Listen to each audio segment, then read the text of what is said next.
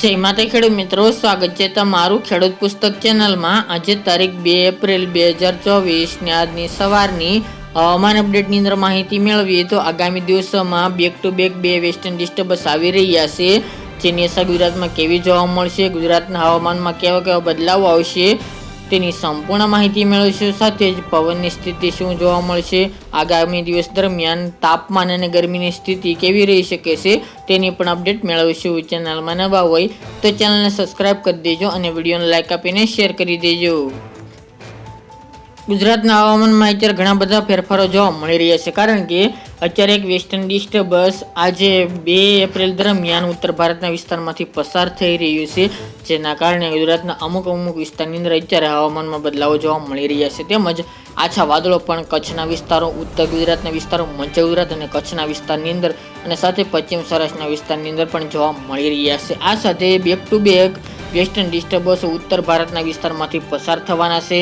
હાલ આ વેસ્ટર્ન ડિસ્ટર્બન્સની વધુ અસર ઉત્તર ભારતના રાજ્યો જેમાં જમ્મુ કાશ્મીર, લેહ લદ્દાખ, ઉત્તરાખંડ, પંજાબ, હરિયાણા, દિલ્હી જેવા વિસ્તારોની અંદર થશે। બાકી ગુજરાતમાં કોઈ પણ વરસાદની સંભાવના જણાતી નથી, પરંતુ બેક ટુ બેક વેસ્ટર્ન ડિસ્ટર્બન્સો પસાર થઈ રહી છે, જેના કારણે ગુજરાતમાં તેની અમુક અસરો જોવા મળશે, જેમાં અત્યારે આગામી 3 દિવસ દરમિયાન આછા વાદળો જોવા મળશે। ત્યારબાદ આપણે પહેલા જણાવ્યું તે મુજબ કે 4, 5 અને 6 તારીખ દરમિયાન એ 3 દિવસ દરમિયાન ગુજરાતની અંદર ઘાટા કાળા ડિબાંગ વાદળો જોવા મળે તેવી સંભાવના રહેલી છે, પરંતુ આ વેસ્ટર્ન ડિસ્ટર્બન્સને કારણે ગુજરાતમાં કોઈ પણ પ્રકારના વરસાદની સંભાવના જણાતી નથી। ફક્ત વરસાદની શક્યતા ઉત્તર ભારતના પર્વતીય વિસ્તાર અને ખાસ કરીને ઉત્તર ભારતના રાજ્યોની અંદર જોવા મળી રહી છે। બાકી ગુજરાતમાં તેની અસર બિલકુલ ફક્ત વાદળછાયા વાતાવરણ રૂપી થાય તેવું અનુમાન રહેલું છે। વાદળછાયા વાતાવરણની વાત કરીએ તો અત્યારે ખાસ કરીને 4 તારીખ સુધી આછા વાદળો જોવા મળશે, જે આપણે જણાવ્યા તે મુજબ। ત્યારબાદ 4, 5 અને 6 એમ 3 દિવસ ગુજરાતની અંદર ઘાટા વાદળો જોવા મળશે। અતિશય ઘાટા વાદળો ચોમાસા જેવો માહોલ સર્જાઈ શકે છે, જેમાં 4, 5 અને 6 તારીખ દરમિયાન ખાવડા છે, નલિયા, ગાંધીધામ, રાપર, ભુજ, ભચાઉ, કચ્છના તમામ વિસ્તારો, પશ્ચિમ સૌરાષ્ટ્રની અંદર જેમાં પોરબંદર છે, દ્વારકા, જામનગર, લાલપુર, જામજોધપુર, જામખંભાળિયા, રાજકોટ, જસદણ, ગોંડલ એ વિસ્તાર, મોરબી, હળવદ, સુરેન્દ્રનગર એટલા વિસ્તારની અંદર 4 અને 5 તારીખ દરમિયાન ઘાટા અતિશય વાદળો જોવા મળશે અને 6 તારીખ દરમિયાન પણ અતિશય ઘાટા વાદળો જોવા મળી શકે છે। ઉત્તર ગુજરાતના તમામ વિસ્તારો રાધનપુર હોય, થરા, ધાનેરા, પાલનપુર, ખેડબ્રહ્મા, હિંમતનગર, મહેસાણા, પાટણ, વિસનગર, ભાભર, પ્રાંતિજ, હિંમતનગર, મોઢેરા, માણસા એ તમામ વિસ્તારો જે પાટણ છે, મહેસાણા છે, સાબરકાંઠા, બનાસકાંઠા, અરવલ્લી 5 જિલ્લાની અંદર હવામાનમાં ફેરફાર જોવા મળશે અને ઘાટા વાદળો, કાળા ડિબાંગ વાદળો જોવા મળે તેવી સંભાવના છે। મધ્યની અંદર ધોળકા, અમદાવાદ, વિરમગામ, કપડવંજ, ખેડા, નડિયાદ એ વિસ્તારની અંદર પણ વાદળોનો સમૂહ જોવા મળે તેવી સંભાવના રહેલી છે। 6 તારીખ દરમિયાન વિસ્તારમાં પણ વધારો થઈ શકે છે અને 5 તારીખ દરમિયાન ગુજરાતના અન્ય વિસ્તારને પણ લાભ એટલે કે વાદળછાયા વાતાવરણ જોવા મળે તેવી સંભાવના છે। દક્ષિણ ગુજરાતની અંદર આછા વાદળો જોવા મળશે, જ્યારે સૌરાષ્ટ્રના અન્ય વિસ્તારો જેમાં ભાવનગર, અમરેલી, બોટાદ, ગીર સોમનાથ જેવા જિલ્લાઓની અંદર અને જૂનાગઢ જેવા જિલ્લાઓની અંદર સામાન્ય તો અમુક જગ્યાએ ઘાટા વાદળો જોવા મળી શકે છે।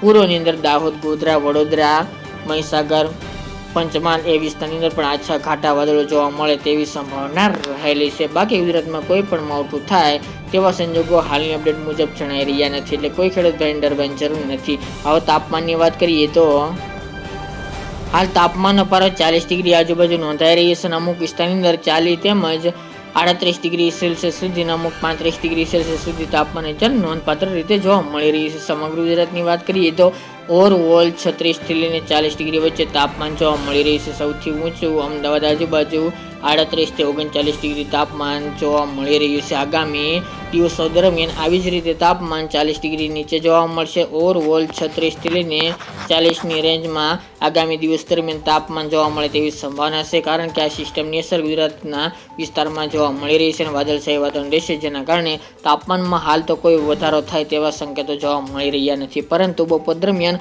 ખાસી ગરમી તો અવશ્ય જોવા મળશે અને ઉકળાટનું પ્રમાણ અવશ્ય જોવા મળે તેવી શક્યતા દેખાઈ રહી છે। આગામી દિવસના તાપમાનની વાત કરીએ તો જેમની અંદર આપણે કાલે વાત કરી તેમ પ્રમાણે કે 8 તારીખથી તાપમાન રેકોર્ડ બ્રેક સપાટી ઉપર જોવા મળશે।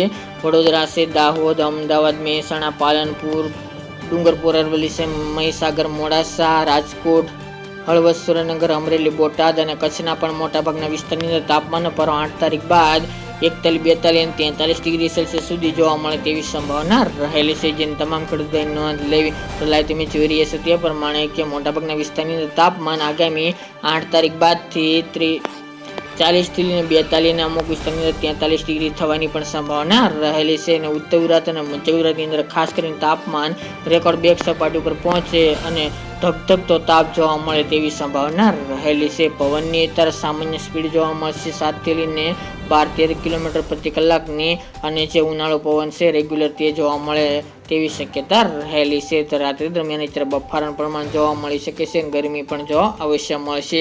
તો મિત્રો, હાલની અપડેટ મુજબ કોઈ પણ મોટા ભાગના વિસ્તારની અંદર તાપમાનમાં વધારો નથી થવાનો, વરસાદ થવાનો શક્યતા ઓછી છે, જેની તમામ ખેડૂત ભાઈ નોંધ લેવી. બાકી ફરી એક નવા અપડેટ સાથે આપણે મળીશું. આજની અપડેટ માટે આટલું જ.